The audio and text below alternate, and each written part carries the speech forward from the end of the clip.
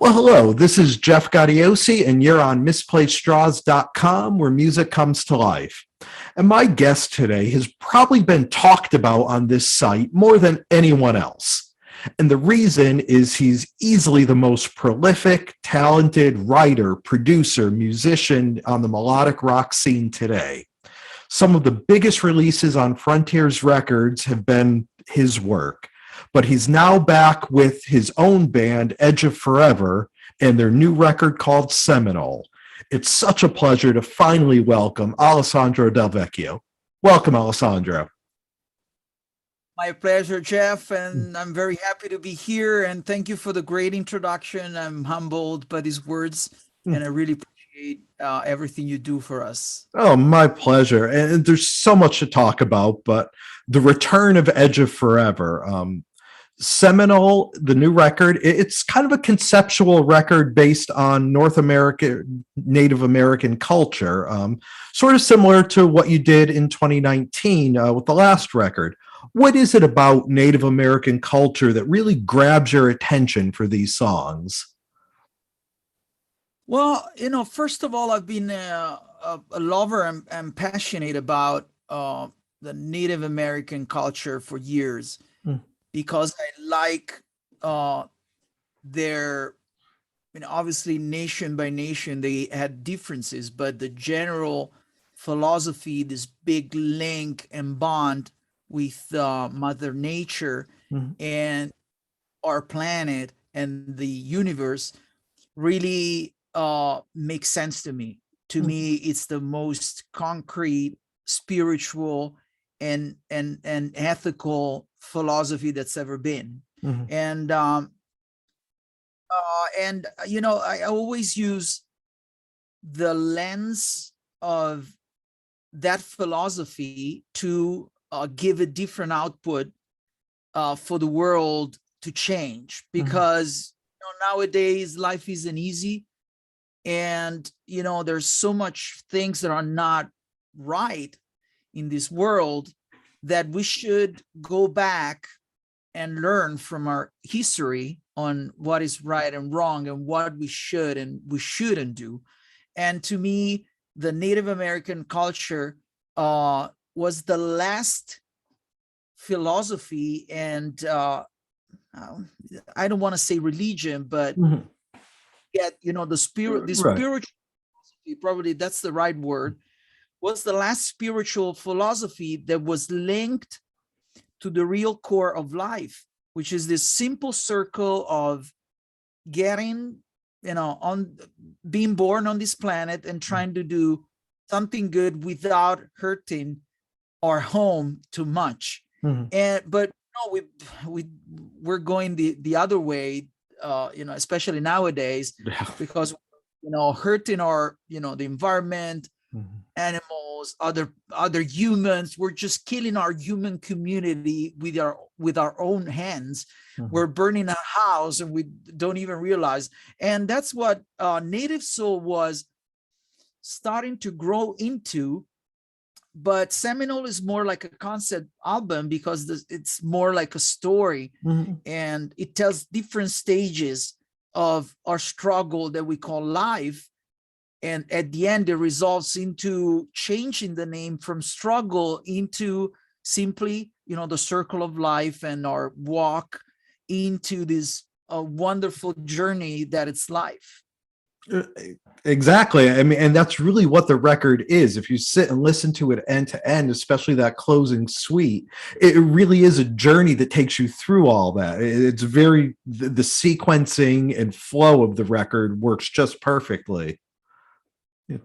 Thank you very much. Yes, it's that was our main goal, because we wanted to tell a story more. Because nowadays, the music that's in the mainstream forgot about sending messages. So sometimes you have that, like there's lyrics that are really, there are stories, but we lost the storytelling power of music, which was why music began in the first place, telling a story, just melodies. But and not to make a criticism to now music, but I know what it means to write lots of lyrics, because I have to be prolific on that side as well.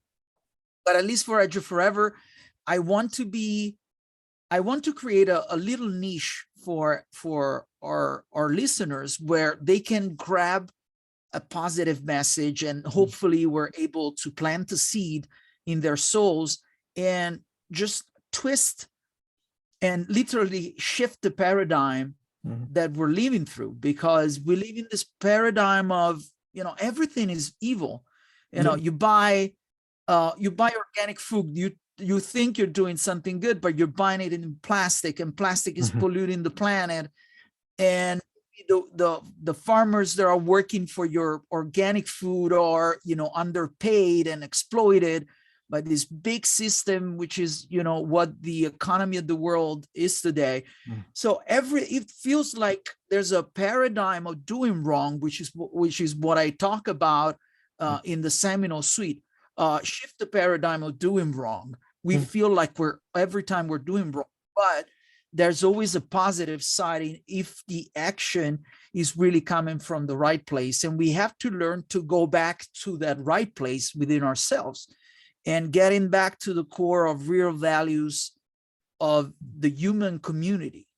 Yeah. And the band itself, Edge of Forever, you have a great lineup with you now. Aldo Lenobile, who's done amazing work with Jeff Tate and Zach Stevens, among many others.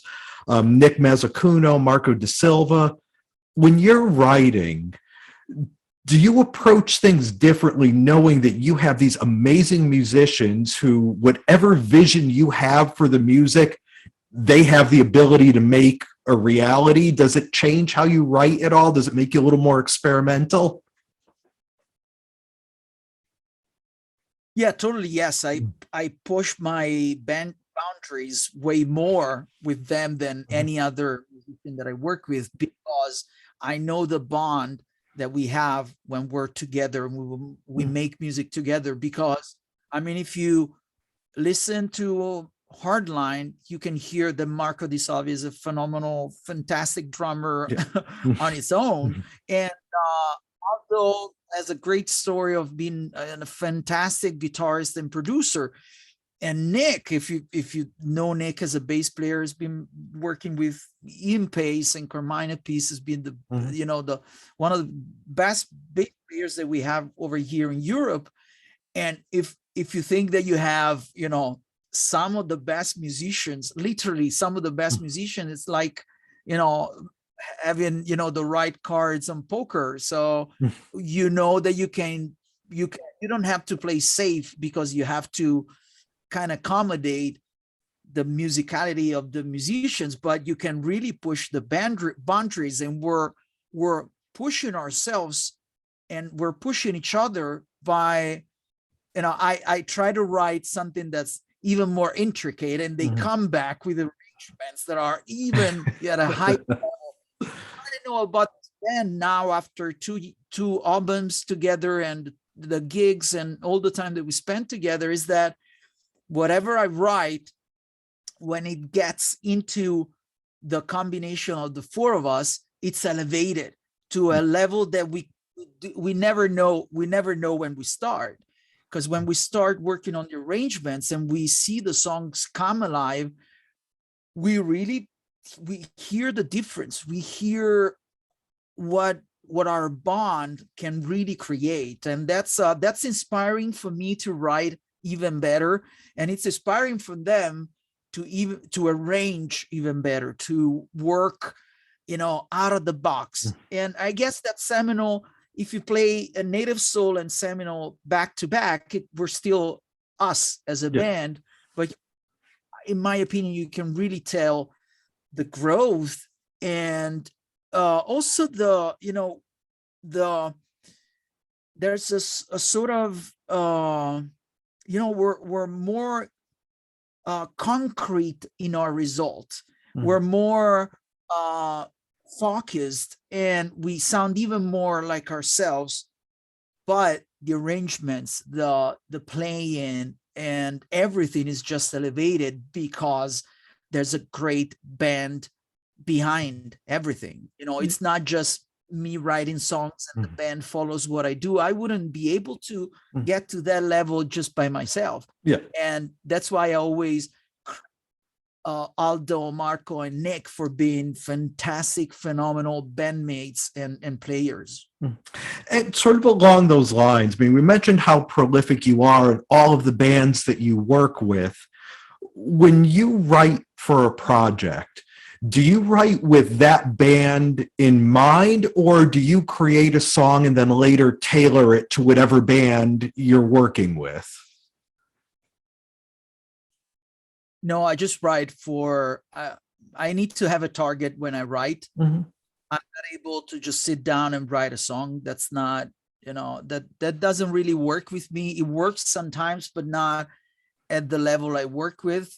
So I have to have a target, have a singer in mind, have an artist in mind, and kind of, you know, follow the inspiration of that moment because I'm working with a target. Without that, I'm not able to channel my inspiration from scratch. So I'm not one of those songwriters with 10,000 clauses on their voice memos or 1,000 pages of lyrics that they never used. I'm not like that. I'm not, you know, I'm not whistling melodies when I'm, you know, making gas. And, you know, oh my God, I just wrote a song. I'm not like that. I have to sit down in the studio. I have to, you know, feel the work that I have to do, and I have to get into the right mindset, thinking about, you know, what kind of lyrics would that artist want to sing, first of all, and what kind of you know, the genre, the atmosphere, and the nuances that I can tailor over what the artist is known for. And that's always my starting point. I always start from the artist because I want to write for them, because it's not, you know, when I write for them, I'm not putting myself first. It's not even if I'm an essential part of the work, I'm still behind the scene, and I want them to be confident on doing something that they know that's being, you know, tailored over them. And by using that approach of really tailoring it to the project and the singer and the band, is that how you sort of keep things fresh? You know, when you have to write so many songs and produce so many records, does that approach keep it new every time because you're always looking toward the band you're working with? Oh, sorry, I lost you. So please repeat, please. Yeah, that approach of, you know, kind of tailoring it to the band and to the singer, does that help keep it fresh when you're writing and producing so much material that if you're tailoring it for each individual band, it stays fresh and it stays different from what you just did?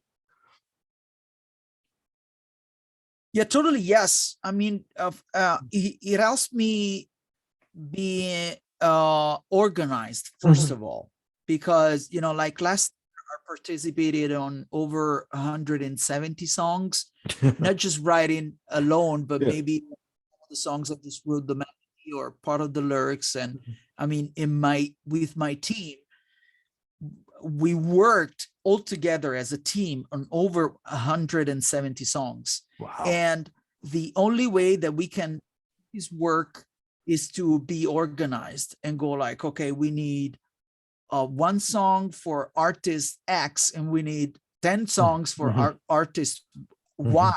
And, you know, so that we can really concentrate and also be able to jump from one artist to another, still keeping everything sounding right in our vision. Because otherwise, if I would just write, I'm not just a rock writer. Right. I mean, I could write anything. I could write a pop song. I've been writing pop songs, dance songs, and I've been doing so many things outside of the rock world that if I wrote without a direction, I I wouldn't be effective and productive in the right way to stay in the business, still having fun and making it right. And it has been proven because of the results we're getting that it's a system that works.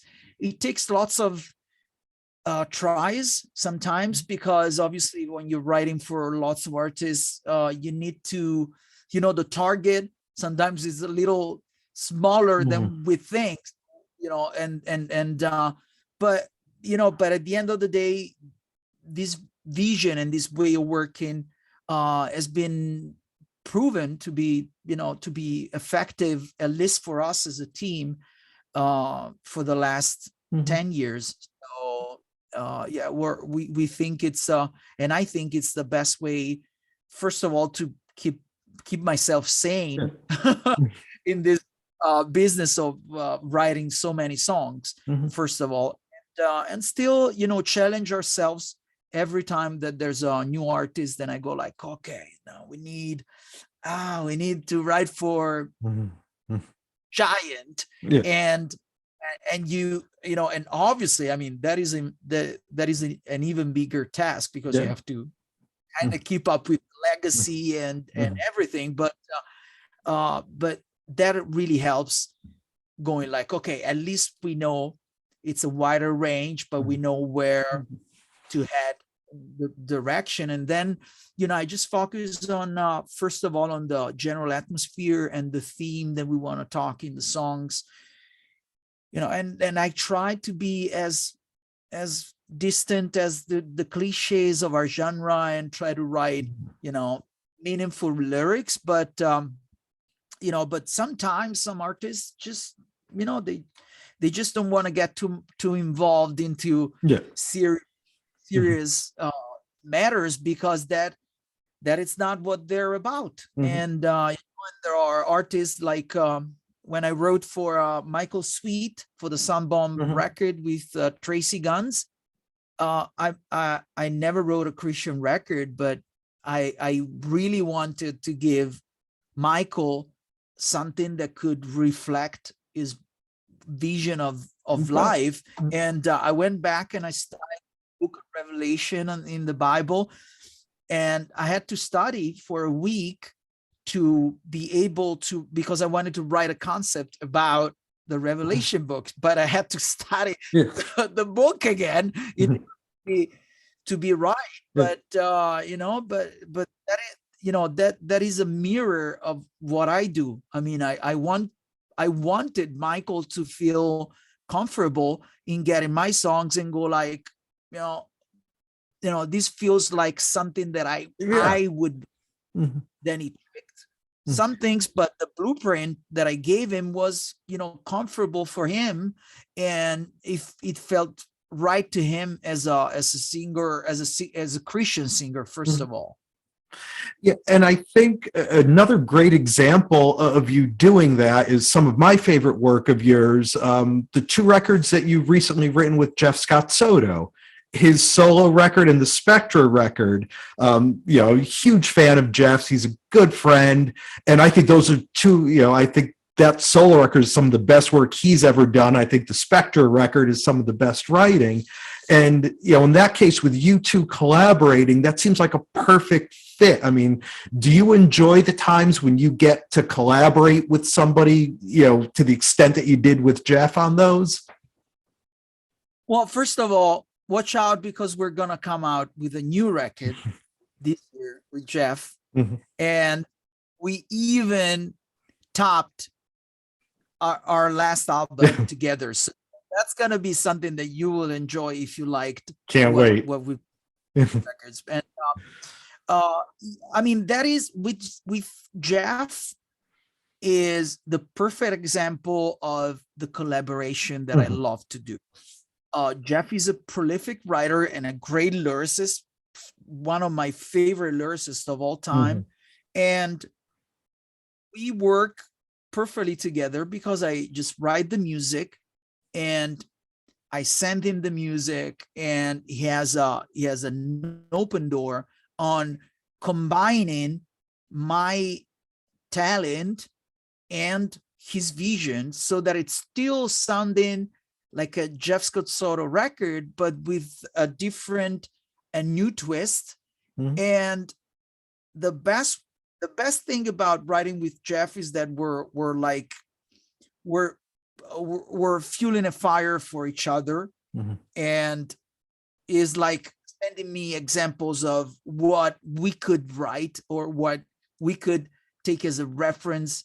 And then what I send him back is something that maybe is challenging him on writing something that's that's in his comfort zone, but not too much. Mhm.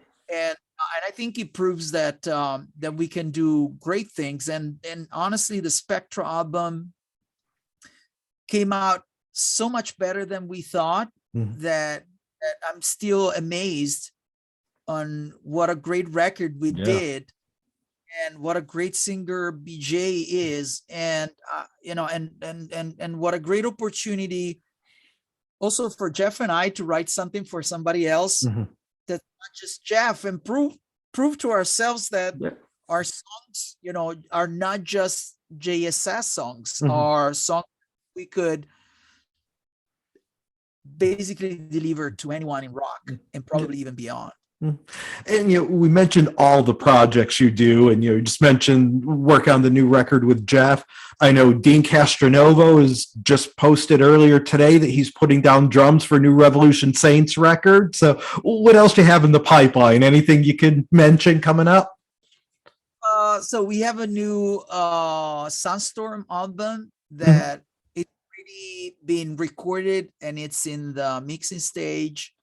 Same thing for a New York album, which Oh, wow. is basically done. Mhm. And let me think what I can talk about.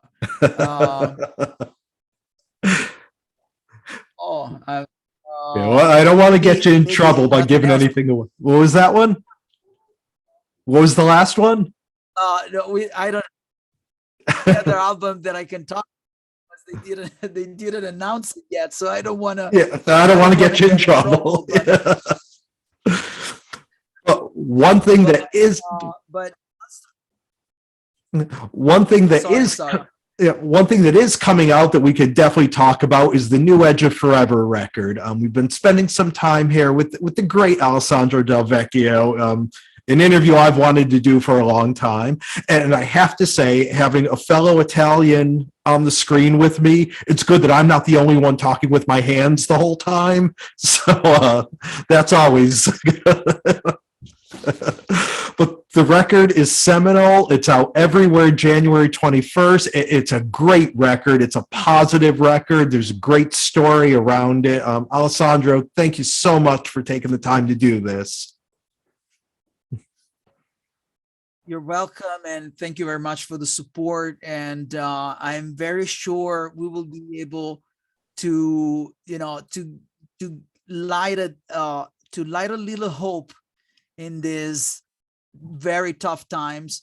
And I really hope this album will become our fans' favorite and bring new fans and new people to our little world. We'll release more videos and singles out of this album, and there's going to be surprises in along the year.